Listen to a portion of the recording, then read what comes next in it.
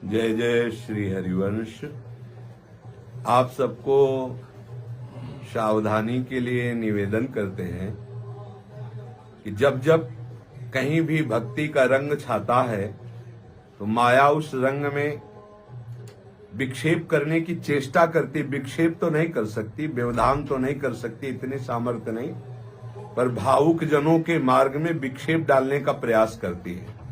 जब भक्तों का भक्ति वैभव प्रकाशित होता है, नाम कीर्तन गुण लीला गायन, और बहुत से पिपासुजन वहां शरणागत होकर भक्ति रस का आनंद लेते हैं, तो ये बलवती माया उनकी श्रद्धा पर विघ्न डालने के लिए नाना रूप धारण करती है। जो व्यक्तियों के हृदय में ईर्ष्या रूप बन करके कि कैसे इन भक्तों को परास्त किया जाए, कैसे इन भक्तों का यश नष्ट किया जाए, कैसे इन भक्तों के पास लोगों का आना बंद हो, कैसे लोगों के हृदय में इनकी प्रति अश्रद्धा हो, ऐसी चेष्टाएं माया लोगों के हृदय में बैठकर द्वेष भाव करके करवाने लगती है। चाहे आप कबीरदास जी का प्रसंग देखिए, चाहे आप मीरा जी का प्रसंग देखिए, चाहे आप नरसिंह मेहता का प्रसंग देखिए, तो ये जो माया है ये सबसे पहले बुद्धि में आकर के मत्सरता और ईर्ष्या रूप धारण करके भक्त द्रोह रूपी महापराध प्रकट करती है। उनका जो परिणाम होगा सो होगा। अपने लोगों को अपने श्रद्धा और विश्वास को दृढ़ रखना है।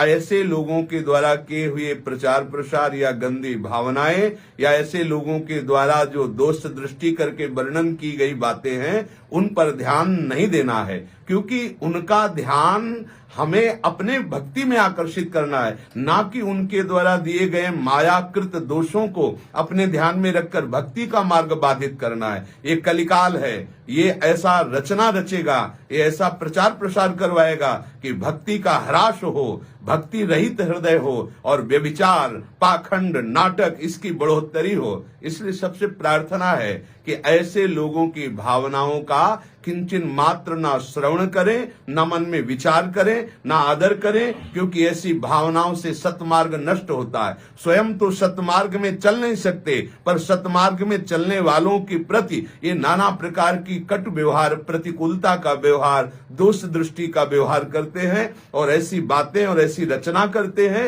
जिससे लोगों के हृदय में संतों के प्रति अश्रद्धा हो। इसलिए आप सबको निवेदन करते हैं कि सावधान होकर आप प्रभु से प्रार्थना कीजिए कि वो आपको ऐसी दृष्टि प्रदान करें कि आपकी श्रद्धा और भक्ति को कदापि कोई भी माया के आचरण वाले छल न सके, आपकी भक्ति में विरोध न कर सके। आप सावधान रहिए। ये तो एक साधारण सी बात है, ऐसी न जाने कितनी बातें